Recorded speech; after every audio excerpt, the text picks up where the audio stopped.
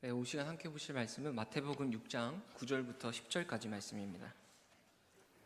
마태복음 6장 9절부터 10절 2절 말씀입니다.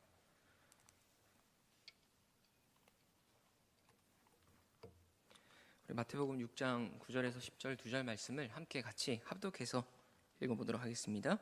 그러므로 너희는 이렇게 기도하라. 하늘에 계신 우리 아버지여, 이름이 거룩히 여김을 받으시오며 나라가 임하시오며 뜻이 하늘에서 이루어진 것 같이 땅에서도 이루어지이다. 아멘. 여러분, 우리가 주일학교에서 꼭 외워야 했던 것이 있죠. 바로 사도신경과 주기도문입니다. 아마 그만큼 중요하니까 꼭 외우게 하지 않았나 싶은데요. 지금도 주일학교 예배에서는 사도신경과 주기도문을 외웁니다. 근데 문제는 그냥 생각 없이, 마음 없이 주문 외우듯이 외워버린다라는 거죠. 사도신경과 주기도문이 너무 중요한 것이기 때문에 당연히 외우고 있어야 되지만 그 의미를 잘 알지 못한 채 그냥 주문 외우듯이 외우는 게 문제라는 겁니다. 여러분, 예수님께서 분명 기도에 대해 말씀하실 때 중언부언하지 말라 말씀하셨잖아요. 근데 요즘은 그 바로 주기도가 중언부언하는 기도의 대표적인 예가 되어버린 것입니다. 의미 없이 되뇌는 이 주문이 된 것이죠. 사실 이 주기도문은요, 예수님의 삶과 메시지 전체가 이 짧은 주기도문 안에 다 들어가 있다라고 해도 과언이 아닙니다. 그만큼 우리의 신앙생활에 있어서 아주 중요한 핵심이 이 주기도 안에 들어 있습니다. 여러분, 성경의 주기도문이 마태복음 6장과 누가복음 11장 총 2군데에 기록되어 있는데요. 근데 마태복음과 누가복음에서의 강조점이 다릅니다. 우리 먼저 누가복음을 한번 보시면요, 11장 1절에 이렇게 돼 있습니다. 예수께서 한 곳에 기도하시고 마치심에 제자 중 하나가 여짜오되 주여, 요한이 자기 제자들에게 기도를 가르친 것과 같이 우리에게도 가르쳐 주옵소서. 그러면서 2절에 예수께서 이르시되 너희는 기도할 때 이렇게 기도하라라고 하면서 주기도를 가르쳐 주시죠. 그러니까 누가복음에는 이 주기도문이 어떻게 나왔는지의 그 배경이 기도를 가르쳐 주십시오, 이 기도를 가르쳐 달라는 제자들의 요청에서 주님께서 주기도를 말씀해 주십니다. 그런데 오늘 이 마태복음에는요, 어떤 배경과 상황에서 예수님이 기도를 가르쳤는지에 대한 언급은 없고요, 주기도문을 산상수훈 에 포함시켜 버립니다. 마태의 의도가 담겨 있는 거죠. 마태가 주기도를 교훈적 목적을 위해 재배치한 것이라고 볼 수 있습니다. 여러분, 산상수훈은 마태복음 5장부터 7장까지 기록되어 있는데요, 산상수훈의 대주제는 바로 하나님 나라입니다. 하나님 나라. 그러니까 산상수훈은 하나님 나라에 대한 예수님에 대한 말씀, 이렇게 보시면 되는데요, 구조상 주기도문이 산상수훈의 가장 중앙에 위치해 있습니다. 우리 앞에 화면을 한번 그림을 보시면요, 이 앞에 나오는 그림처럼 산상수훈은 서론, 본론, 결론으로 나눌 수 있는데요, 그 본론 중에서도 주기도문이 가장 중심부에 위치해 있어요. 우리가 읽은 오늘 본문이 6장 9절에서 10절이지 않습니까? 그러니까 하나님 나라의 핵심, 산상수훈의 주제, 하나님 나라의 핵심에 주기도문이 놓여 있는 것이죠. 따라서 주기도문은 하나님 나라를 향한 부르짖음이다, 이렇게 결론 지을 수 있습니다. 예수님께서 우리에게 하나님 나라를 향한 기도를 알려주심으로써 그 주기도를 통해서 우리가 이 땅에서 하나님의 나라를 누리고 그 나라의 능력과 은혜를 맛보게 하신 것이죠. 그러면 이제 우리가 주기도문의 구조를 한번 보실까요? 그 다음 한번 넘어주시면요, 그 다음 그림을 한번 넘겨주시면요, 서론에서는 기도의 대상이 누구인지를 알려줍니다. 여러분, 기도의 대상이 누구죠? 하늘에 계신 우리 아버지입니다. 여러분, 기도는요, 우리 기독교뿐만 아니라 다른 종교에서도 다 합니다. 우리가 이번에 교회에서 수능 기도회를 하는데요, 수능 기도회는 교회뿐만 아니라 절에서도 해요. 다른 곳에서도 다 합니다. 그러면 교회에서 하는 수능 기도회와 절에서 하는 수능 기도회의 차이가 뭔가? 여러 차이가 있겠지만 무엇보다 가장 중요한 차이는요, 기도의 대상이 다르다는 거예요. 우리는 유일하신 하나님께 기도를 드리지만 다른 종교는 그저 사람의 손으로 만든 우상신에게 기도할 뿐이죠. 그래서 여러분, 우리가 기도하는 대상이 어떤 분이냐, 그분이 도대체 누구냐 잘 알고 기도하는 것이 아주 중요합니다. 그게 바로 주기도문의 서론의 내용이죠. 하늘에 계신 우리 아버지요. 다음으로 본론을 보면요, 주기도문은 총 6개의 간구로 구성되어 있습니다. 3개는 하나님을 위한 것, 즉 하나님 청원이라고 불러요. 그리고 다른 3개는 사람을 위한 것, 즉 우리 청원이라고 합니다.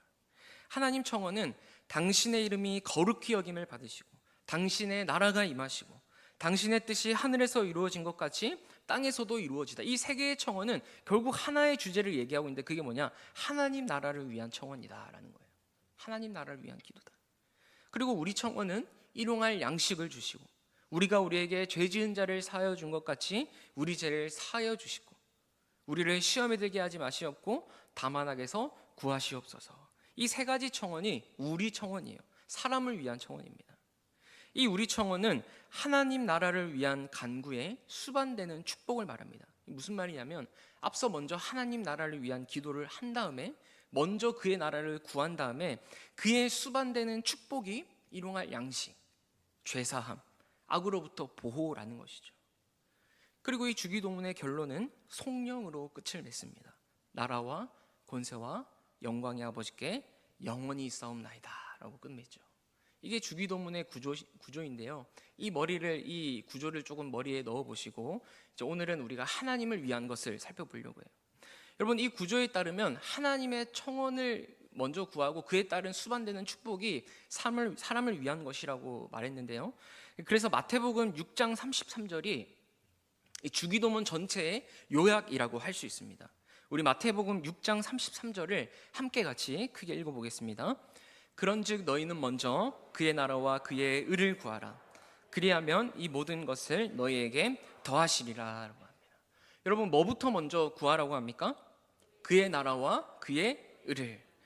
우리가 하나님의 나라와 하나님의 의를 구하면요, 이 모든 것을 더하시겠다 말씀하셨어요. 여러분, 그러니까 하나님 나라를 구하는 것이요, 이 모든 것을 얻는 길입니다. 그래서 우리는 우리의 필요와 쓸 것을 먼저 구하는 것이 아니라 하나님 나라를 위한 하나님 청원, 그것이 먼저 우선되어야 하는 것이죠. 여러분, 저는 여기에 바로 우리 기독교의 기도가 차이가 뭐냐, 우리 기독교의 기도 힘이 바로 여기에 있다고 생각해요. 다른 종교에도 기도가 있는데 우리 기독교만의 기도의 특징, 결정적인 차이가 뭐냐, 여러분, 대부분 다른 종교나 세상에서 하는 기도는요, 다 나를 위한 기도입니다. 내가 원하는 것을 얻기 위해서 기도라는 수단을 사용해요. 내 마음의 평안함, 위로, 혹은 내가 필요한 것들. 그러나 여러분, 우리는 달라요. 우리는 먼저 그분의 뜻을 구합니다. 그분의 나라를 구합니다. 왜냐? 나를 향한 아버지의 뜻이 가장 선하다는 것을 알기 때문에. 여러분, 우리는 나를 향한 하나님의 그 뜻이 가장 복되다는 것을 알기 때문에 아버지의 뜻대로 구해요. 아버지의 뜻을 구해요. 여러분, 이게 결정적인 차이입니다. 여러분, 제가 주기도문 책을 보면서, 이 여러 저자들이 쓴 책을 보면서 어떤 저자가 이 주기도와 나기도를 대비시키더라고요. 주님을 위한 기도가 아니면 나를 위한 기도인가. 여러분들은 어떠십니까? 하나님 나라를 위한 주기도가 아니라 나기도만을 드리고 있지는 않으신지요? 주기도가 먼저 우선되는 것이 아니라 나기도가 우선되는 건 아닌지요? 생각보다 많은 사람들이요, 주님의 소원과 주님의 뜻이 아니라 내 소원과 내 뜻을 이루고자 기도를 합니다. 주님의 나라가 이 땅 가운데 임하고 주님의 뜻이 이루어지는 것에는 별로 관심이 없고요, 그 하나님의 나라는 별로 관심이 없어요. 그저 이 땅에서 나의 필요, 나의 행복을 위한 기도에 온 마음과 관심을 기울여요. 여러분, 그러니 우리 기독교가 가지고 있는, 기독교만이 할 수 있는 그런 독특한 기도의 힘이 나오질 않습니다. 그 기도의 능력이 사라져버려요. 어디에서나 할 수 있는 그런 기도가 아니라 하나님의 나라와 그의 의를 먼저 구하면서 이 땅에 하나님의 나라가 이루어지는 그 놀라운 은혜와 축복들이 우리의 기도 안에 담겨 있고, 그런 일들이 우리의 삶을 통해 일어나야 되는데, 절에서 하는 기도랑 별반 다르지 않아요. 그냥 새 해 뜨는 거 보면서 하는 기도랑 별반 다르지 않습니다. 그러니 기독교만이 가지고 있는 이 힘, 기도의 힘이, 능력이 점차 사라지고 있다는 거죠. 여러분, 우리가 주기도문을 통해서 배워야 할 가장 기본, 가장 기초는요, 기도는 궁극적으로 내가 아니라 하나님을 지향해야 합니다. 기도는 궁극적으로 내가 아니라 하나님, 즉 나기도가 주기도로 바뀌어야 돼요. 그게 주기도문이 말하고자 하는 예수님이 가르쳐 주신 기도의 핵심입니다. 여러분, 한 6, 7년 전쯤에 고등학교 동창에게 연락이 온 적이 있습니다. 그래서 어떤 연락이었냐면 자기가 변호사 시험을 친다고 시험 합격을 위해서 기도해달라는 연락이었어요. 그래서 이 친구가 교회 다니는 친구가 아니었거든요. 근데 갑자기 기도 요청을 하길래 얘가 교회 다니기 시작했나 싶어가지고 반가운 마음에 야, 너 교회 다녀? 근데 물어봤어요. 그러자 이 친구가 아니, 나 독실한 불교잖아. 몰랐어? 아니, 뭐 알고 있었거든요. 근데 기도 요청을 하니까 물어봤어요. 그러면서 하는 말이 나는 절에 가서 빌 테니 너는 전도사니까 교회 가서 빌어. 그래서 좀 황당했지만 그래, 알겠어. 근데 이왕이면 너도 절 말고 교회 가서 빌어. 이러고 이제 통화를 마무리했습니다. 여러분, 우리가 간혹 영화 중에서도 극중 인물이 굉장히 다급한 상황에서 막 기도를 하는데 하나님, 예수님, 부처님, 알라신 뭐 모든 신을 다 부르면서 기도하는 그런 코믹한 장면들이 영화에서 나오기도 하죠.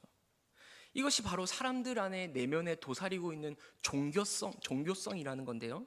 그 종교성이 실용주의와 딱 결합하면 내가 필요할 때만 기도를 해요. 그 종교성이 다원주의와 혼합주의와 딱 결합해서 나의 행복과 나의 평안을 얻을 수만 있다면 어떤 종교든 상관이 없습니다. 어떤 종교나 어떤 신인지 상관없이 기도를 해요. 그런데 여러분, 더 큰 문제는 이러한 모습이 우리 믿는 그리스도인들 안에도 있다라는 거예요. 기도 생활 안에 있다라는 거죠. 예수님을 믿는다는 사람들조차도 기도를 그저 위급한 상황에 처했을 때, 절박할 때만 기도하는 응급조치로 이용을 합니다. 하나님이 주신 은혜의 방편이 기도라고 우리 배웠지 않습니까? 그 하나님의 은혜를 누리고 그 하나님 안에 거하고 하나님을 더 알아가고, 그게 우리의 기도 안에 일어나야 되는데, 물론 우리가 힘들 때 절박하게 기도해야죠. 그죠? 힘들 때 알아야 됩니다. 나의 상황을 다 알아야 돼요. 하나님은 온 우주의 주권자니까, 우리의 공급자시기 때문에. 그런데 절박하고 아쉬운 것이 없을 때는 잘 기도하지 않아요. 왜요? 크게 문제될 것이 없으니까, 잘 살고 있으니까. 기도의 실용적 가치와 기도해야 할 필요성이 사라졌기 때문이죠. 여러분, 우리가 기도 생활을 오래 해도요, 신앙생활을 오래 하면서 기도를 오래 해도 하나님보다는 내가 원하는 것에만 관심이 있다면 하나님을 깊이 알 수가 없어요. 하나님을 아는 것에 별 진전이 일어나지 않습니다. 그래서 여러분, 기도에서 가장 중요한 것은요, 기도의 대상을 바로 아는 것입니다. 우리가 기도하는 대상을 온전히 알 때에, 그분이 어떤 분이고 어떤 하나님이시고 누구신지 온전히 알 때에 기도가 무엇인지 알아요. 어떻게 해야 되며 무엇을 구해야 되는지 알게 됩니다. 명확해져요. 여러분, 그러면 우리의 기도의 대상 누굽니까? 하늘에 계신 우리 아버지입니다. 사실 앞에 있는 것들은 다 아버지를 수식하는 거예요. 하늘에 계신도 아버지를 수식하는 거고 우리도 아버지를 수식하는 거예요. 그러니까 우리는 누구에게 기도하는 거다? 아버지에게 기도하는 겁니다. 여러분, 너희가 기도할 때는 다른 존재한테 기도하는 게 아니다. 뭐 창조주 하나님, 구속주 하나님, 재림주, 뭐 다 맞는 말이지만, 다 가능하지만 근본적으로 기도자와 기도의 수납자가 되시는 하나님과의 근본적인 세팅은 아버지라는 거예요. 그래서 여러분, 우리 기독교 말고 신을 아버지라고 부르면서 기도하는 종교가 없어요. 힌두교, 무슬림, 유대교 다 그렇습니다. 물론 간혹 미사 여구 중에 기도하는 도중에 하나로 아버지라고 부를 수는 있어요.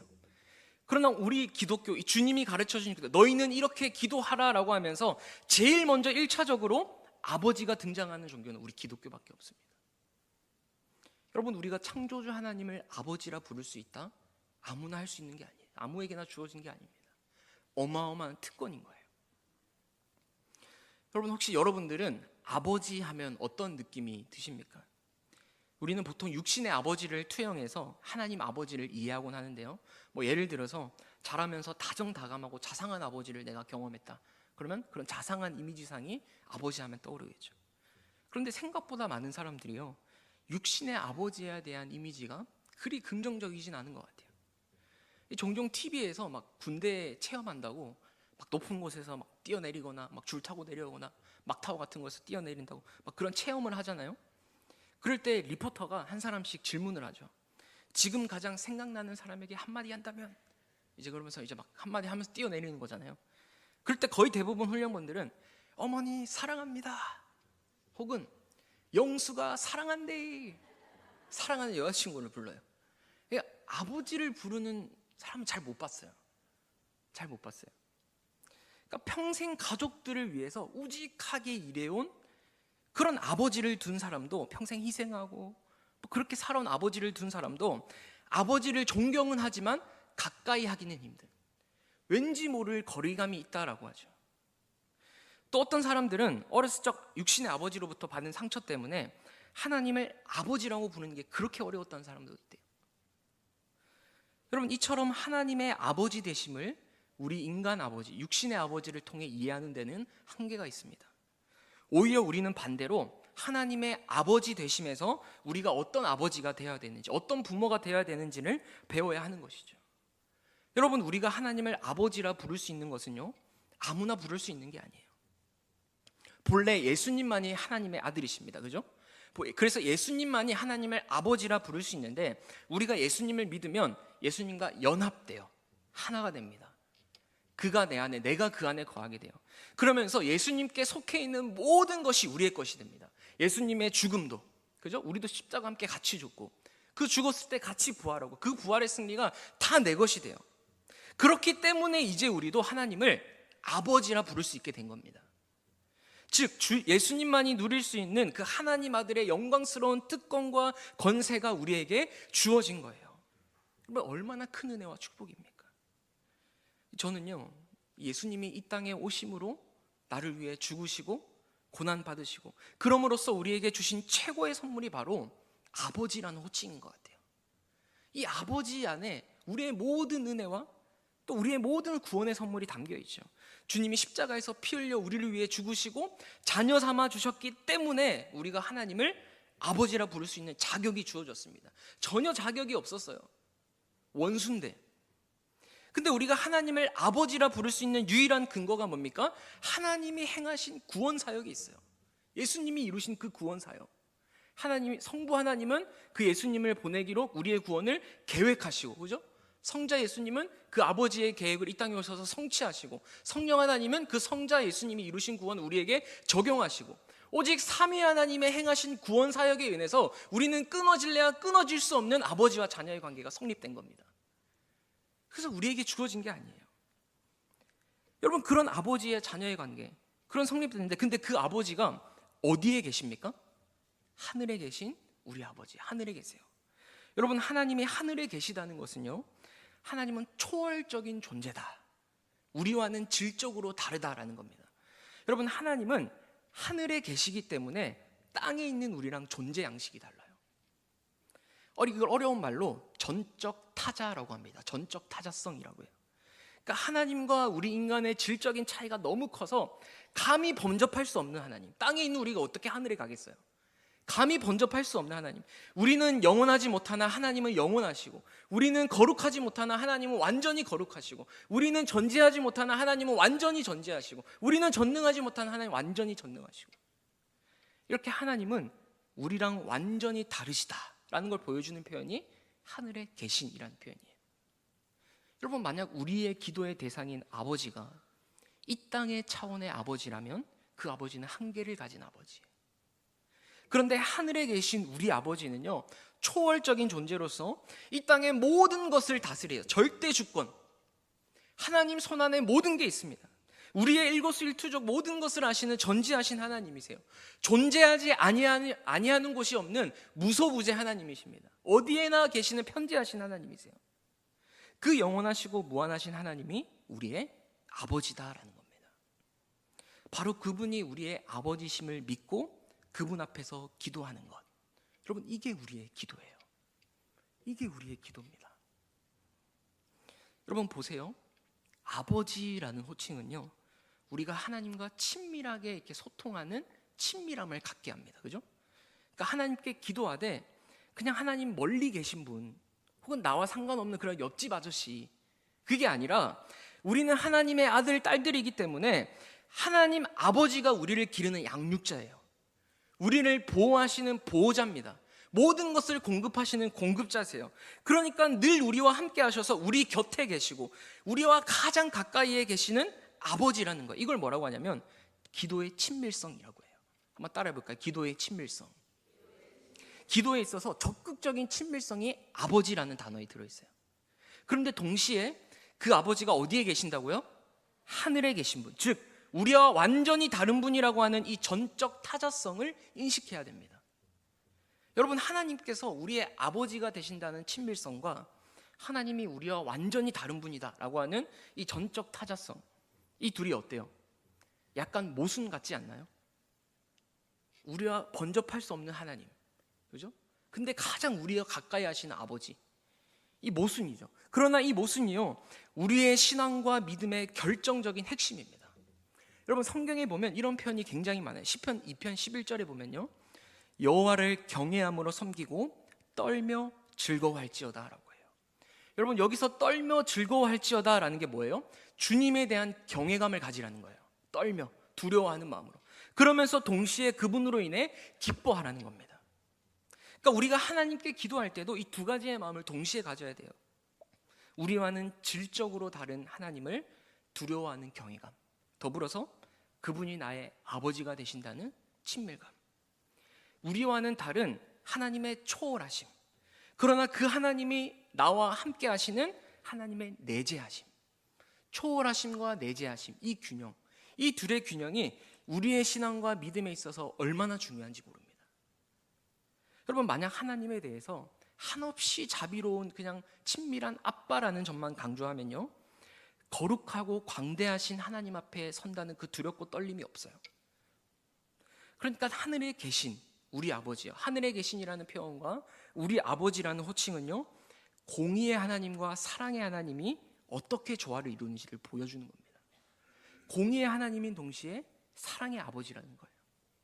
그래서 우리는 아버지로서 사랑의 하나님과 친밀한 교제를 누리는 동시에 하늘에 계신 크고 강대하신 공의의 하나님 앞에 두렵고 떨림으로 서는 것, 이게 하나님 앞에 나가는 우리의 자세의 핵심이에요. 하나님은 우리의 모든 죄를 용서해 주시죠. 품어 주시죠. 감싸 주시죠. 아버지십니다. 그러는 동시에 우리의 죄를 결코 간과하지 않으시는, 즉 그냥 넘어가지 않으시는 공의의 하느님이세요. 하늘에 계신 하나님이세요. 여러분, 이게 바로 하늘에 계신 우리 아버지요, 우리가 기도하는 대상입니다. 자, 그러면 주님이 가르쳐 주신 기도에서 가장 첫 번째로 무엇을 위해 기도하라고 합니까? 오늘 본문에 이름이 거룩히 여김을 받으시오며 라는 거예요. 그 이름이 욕되지 않도록 그 이름에 걸맞은 마땅한 존귀와 영광을 올려드려라 라는 겁니다. 여러분, 사실 이 기도는요, 웨스트민스터 소요리 문답의 가장 첫 번째 문답과 근본적으로 같은 질문이에요. 웨스트민스터 소요리 문답 1문이 뭡니까? 사람이 제일 되는 목적이 무엇입니까? 라는 거예요. 우리 답을 한번 같이 화면 보고 읽겠습니다. 사람의 제일 되는 목적은 이렇게 하고 하나님을 영원토록 즐거워하는 것입니다. 여러분, 이 질문을 다르게 얘기하면 이런 거예요. 당신 왜 사십니까? 무엇을 위해 살아가십니까? 여기 왜 태어났습니까? 뭐요? 나는 하나님의 영광을 위해 삽니다. 하나님의 명예를 위해 삽니다. 우리의 삶에 있어서 너무너무 중요한 삶의 목적과 방향을 제시해 주죠. 이 기도가 뭐냐면 이름이 거룩히 여김을 받으시오며 라는 거예요.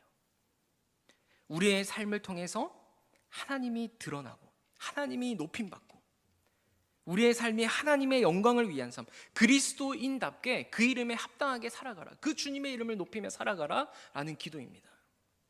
여러분, 사랑하는 우리의 성도님들, 나를 통해 하나님의 이름이 존귀 여김받기를 주님의 이름으로 축복합니다. 그러려면요, 내가 어떻게 하면 아버지의 이름을 높일 수 있을까 고민하셔야 돼요. 제가 고등부 애들한테도 늘 말하는 것이, 너희들이 대학을 가서 직장에 취직해서 어떻게 하면 아버지의 이름을 높일 수 있을까, 이걸 가장 먼저 고민하고 이게 우리의 첫 기도 제목이 되어야 된다라고 늘 가르칩니다. 진로와 대학을 놓고 기도할 때 그냥 단순히 하나님 여기 붙게 해주세요가 아니라, 하나님 이곳에 가고 싶은데 여기 붙게 해주시면 너무 좋은데 여기에서 어떻게 하면 아버지의 이름을 높일 수 있을까요? 나를 통해서 하나님의 이름이 높아지기를 원합니다. 여러분, 이렇게 기도하라고 가르쳐요. 여러분, 저와 여러분도 늘 하나님 아버지의 이름이 높아지기를 위해서 기도하고 또 그렇게 살아내므로 하나님께만 영광 올려드릴 수 있기를 축복합니다. 다음 두 번째 청원, 두 번째 기도는요, 나라가 임하시오며 라는 거예요. 여러분, 성경의 중심 주제는 하나님 나라입니다. 나라. 성경에 쫙 펼쳐진 하나님 구원 역사의 핵심 주제가 뭐냐? 바로 잃어버린 낙원의 회복이에요. 하나님과 친밀히 교제했던, 하나님이 인간을 지으신 목적에 부합하게 살아갔던 그 에덴 동산, 그 낙원의 회복이 이루어지는 게 성경의 구속사입니다. 그래서 하나님은 아담의 타락 이후에 끊임없이 선지자들을 보내세요. 그러면서 하나님 나라의 통치와 완성을 약속해 주십니다. 그리고 드디어 기다리고 기다리던 그 나라가 임했어요. 어떻게 해요? 예수님이 이 땅에 오심으로. 그래서 복음은 예수님이 이 땅에 오심으로 하나님 나라가 임했다라는 기쁜 소식이에요. 여러분, 예수님이 본격적으로 사역을 시작하실 때 가장 첫 외쳤던 선포가 뭐죠? 첫 메시지가 뭡니까? 하나님 나라가 가까이 왔으니 회개하라. 뭐가 가까이 왔다고요? 하나님의 나라가 가까이. 그리고 예수님의 이후의 가르침도 온통 하나님 나라에 관한 것이었습니다. 지금 우리가 배우고 있는 주기도문도 핵심이 뭐였죠? 하나님 나라잖아요. 여러분, 그렇다면 나라가 임하시오며 라는 기도의 뜻은 무엇일까요? 이 말을 그대로 직역하면요, 아버지의 나라가 오게 하소서입니다. 한번 우리 읽어볼까요? 아버지의 나라가 오게 하소서. 여기서 중요한 표현은요, 오게 하소서라는 표현이에요. 하나님 나라는 여러분, 우리가 가는 것이 아니라 우리에게 오는 겁니다. 그리고 이렇게 온 천국에 우리가 들어가는 거예요.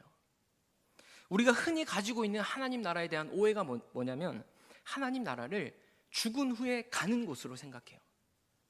그래서 이런 사람들의 특징은 지금 현재 이곳에서 하나님 나라와 아무 상관이 없어요.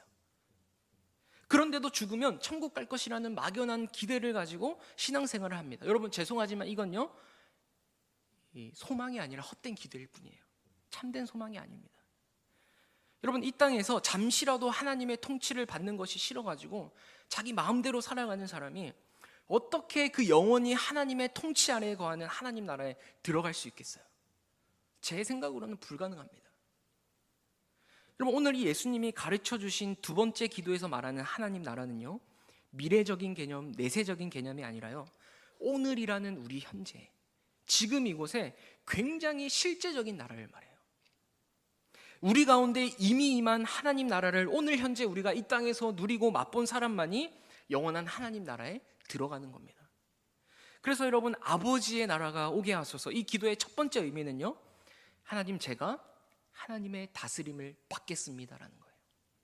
하나님의 통치 안으로 들어가겠다는 거예요. 즉, 예수 그리스도를 나의 주인으로, 나의 왕으로 그분만 모시고 살겠습니다라는 기도인 겁니다. 여러분, 우리가 예수님이 나의 왕이심을 믿는다면 우리는 그분의 다스림과 통치 안에 거해야 됩니다. 즉, 나의 모든 삶의 주도권을 주님께 내어드려야 돼요. 여러분, 따라서 이 나라가 임하시오며 라는 고백은요, 내가 내 삶의 주인 되는 것을 포기하는 고백입니다. 내가 내 삶의 주인 되는 것을 포기하는 고백이에요. 내가 주인 되었던 삶을 내려놓고 주님만 바라봅니다. 주님의 주권과 통치를 인정하오니 나를 다스려 주옵소서. 하나님의 지배를 받으며 살게 하옵소서. 그런 기도가 나라가 임하시오며 라는 거예요. 이 두 번째, 또 아버지의 나라가 오게 하소서, 이 간구는요, 우리가 비록 이 땅에서 살아가지만 하나님 나라의 가치관으로 살아가겠다. 이 땅의 가치와는 전혀 다른 새로운 질서, 천국의 질서 속에서 살아가겠다는 그 우리의 헌신과 결단이 담긴 간구예요. 여러분, 예수님이 당시 전했던 하나님 나라는요, 이 땅의 질서와는 완전히 다른 혁명적인 선언이었습니다. 그 당시 로마의 압제 아래에 있었던 그 시대에 정의가 뭐냐? 힘이었어요. 선이 뭐냐? 강함이었습니다.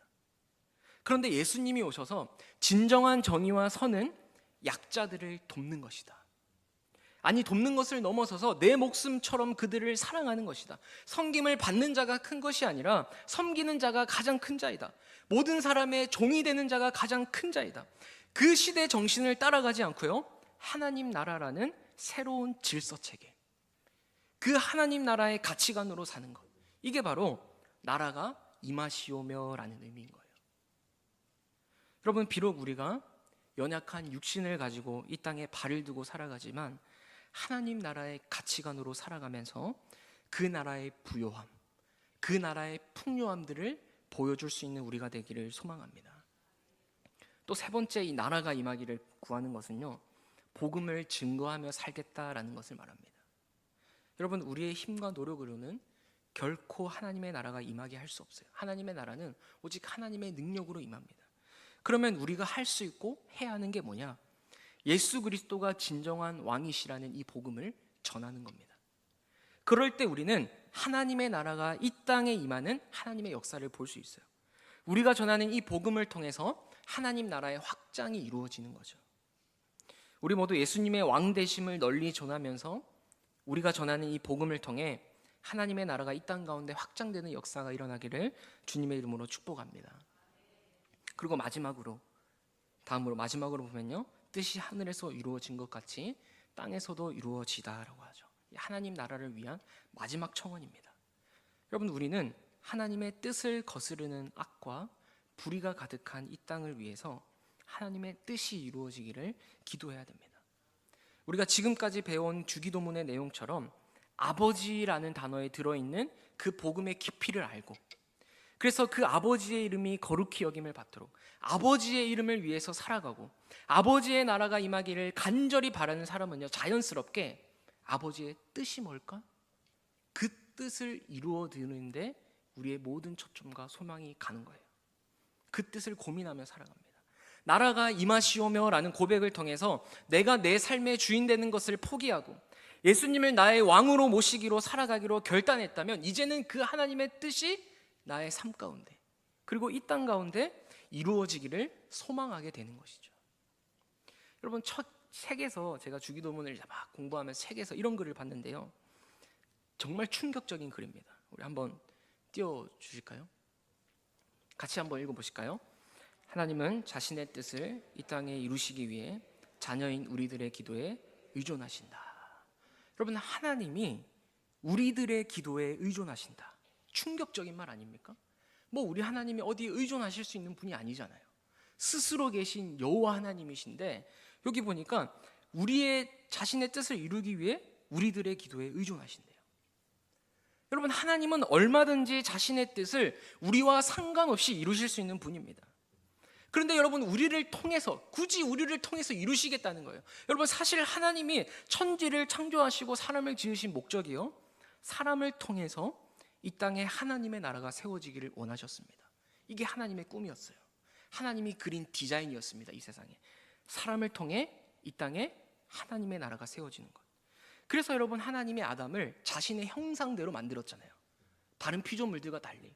이게 뭐냐면 하나님의 대리 통치자로서 이 땅을 다스리고 정복하라고 하신 거예요. 아니면 굳이 사람을 만드실 필요가 없죠. 하나님 스스로 다 하면 되는데. 그리고 하나님은 사람을 만들어 놓고요, 그냥 그 사람을 기계적으로 조정해서 움직이게 하지도 않으셨습니다. 하나님은 사람에게 인격적인 순종을 원하셨고요, 그러한 인격적인 순종을 통해서 하나님의 나라를 세우시기 원하셨어요. 그래서 여러분, 우리의 기도에 따라 하늘의 뜻이 이 땅 가운데 이루어지기도 하고 그렇지 못하기도 하는 겁니다. 여러분, 그래서 예수님이 제자들에게 이렇게 말씀하신 적이 있어요. 마태복음 18장 18절 말씀인데 우리 같이 함께 읽어보겠습니다. 진실로 너희에게 이르노니 무엇이든지 너희가 땅에서 매면 하늘에서도 매일 것이요 무엇이든지 땅에서 풀면 하늘에서도 풀리리라. 여러분, 여기 잘 보시면요, 땅에서 매면 하늘에서도 매일 거래요. 땅에서 풀면 하늘에서도 풀린대요. 여러분, 저는요, 이거 예수님이 뭐 잘못 말하셨나 싶을 정도로 반대로 말해야 되는 거 아니에요? 하늘에서 매면 땅에서도 풀린다, 하늘에서도 풀면 땅에서도 풀린다 해야 될 것 같은데 예수님은 그 반대로 말씀하셨어요. 땅에서 매면 하늘에서도 풀린대요. 땅에서 풀면 하늘에서 풀린대요. 무슨 말이에요? 하나님의 뜻이 우리의 기도에 달려있다는 놀라운 말씀인 겁니다. 여러분, 우리의 기도가 얼마나 위대하냐면요, 우리가 이 나라와 이 민족을 위해 기도할 때 그 기도가 하나님께 상달되어 이 땅에 하나님의 뜻이 이루어집니다. 나라의 정치, 경제, 사회, 문화, 교육 전반에 걸쳐서 하나님의 뜻이 이루어지게 하옵소서, 하나님의 공의와 정의가 흐르게 하옵소서. 여러분, 그럴 때 그 기도를 통해 하나님의 뜻이 이루어져요. 그래서 우리는 이 하나님의 뜻을 거스르는 이 땅을 위해서, 악과 불의가 가득한 세상을 위해서 하나님의 뜻이 이루어지기를 기도해야 됩니다. 여러분, 저는요, 이 나라, 이 민족, 이 교회, 한국교회 어떻게 다시 살릴 수 있는가? 답은 딱 하나예요. 기도하는 그리스도인이 일어나면 됩니다. 여러분, 한 나라의 생사가 우리의 기도에 달려있다. 정말 놀랍지 않으십니까? 이 나라의 운명이 다른 것에 달려있는 게 아니라요, 하나님 아버지께 기도하는 자들, 즉 교회인 우리에게 달려있다고 해도 과언이 아니에요. 여러분, 우리의 기도가요, 세상을 바꿀 수 있습니다. 우리의 기도가요, 여러분의 가정을 바꿀 수 있고요, 여러분의 직장을 바꿀 수 있고요, 우리가 살아가는 영역을 바꿀 수 있어요. 왜? 우리가 기도할 때 하나님이 일하시니까. 하늘에 계신 하나님이 일하시니까. 여러분, 하나님은요, 하나님과 뜻이 하나가 된 아들 예수님을 통해서 이 세상을 구원하고자 하는 뜻을 이루셨습니다. 그 아들 예수님과 뜻을, 그죠? 그 뜻이 하나가 되어서 그 뜻을 이루셨어요. 구원하고자 하는 뜻을. 지금도 마찬가지입니다. 자녀된 우리와 뜻을 같이 해서 이 땅에 하나님의 구원 역사를 이루어 가세요. 그래서 하나님은요, 자신의 뜻을 행할 사람을 찾고 계십니다. 그 자녀들에게 알려주세요. 아버지의 마음을, 이 땅을 향한 그 긍휼의 마음을. 그래서 하나님 자신의 뜻이 우리의 뜻이 되게 하십니다. 여러분, 아버지의 뜻이 우리의 뜻이 되고 아버지의 소원이 나의 소원이 되는 것, 이것이 바로 뜻이 하늘에서 이루어진 것 같이 땅에서도 이루어지다라는 의미인 거예요. 오늘 우리가 주기도문의 3가지 청원, 하나님 나라를 위한 청원을 함께 살펴봤는데요, 존귀하신 하나님이 우리 아버지라는 사실보다 가슴 벅찬 사실이 또 있겠습니까? 하늘과 땅의 모든 것을 주관하시는 하나님이 우리 아버지라는 사실, 그분께 아빠라고 부르며 기도할 수 있다는 사실이 얼마나 놀라운 축복이며 영광입니까? 이 주기도문의 첫 마디, 하늘에 계신 우리 아버지요, 이 첫 마디에 담긴 복음의 은혜를 아는 사람은요, 자연스럽게 아버지의 이름이 높아지기를 기도합니다. 여러분, 이 주기도문은요, 단순히 기도의 내용이 아니라 우리의 삶의 양식이에요. 그리고 아버지의 나라와 뜻이 온 땅에 임하기를 원하게 됩니다. 우리 대길교회 성도님들 모두 주님이 가르쳐 주신 기도를 따라 한 걸음 한 걸음 살아가면서 주의 나라와 영광을 위해 존귀히 쓰임받는 자들이 되길 주님의 이름으로 축복합니다. 기도하겠습니다.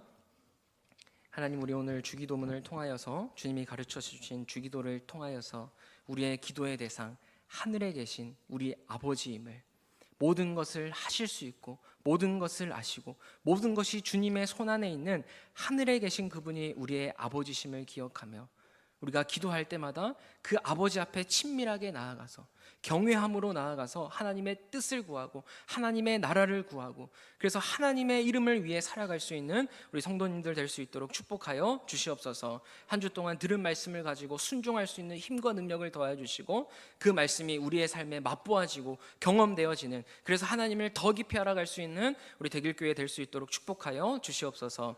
예수님 이름으로 기도합니다. 아멘.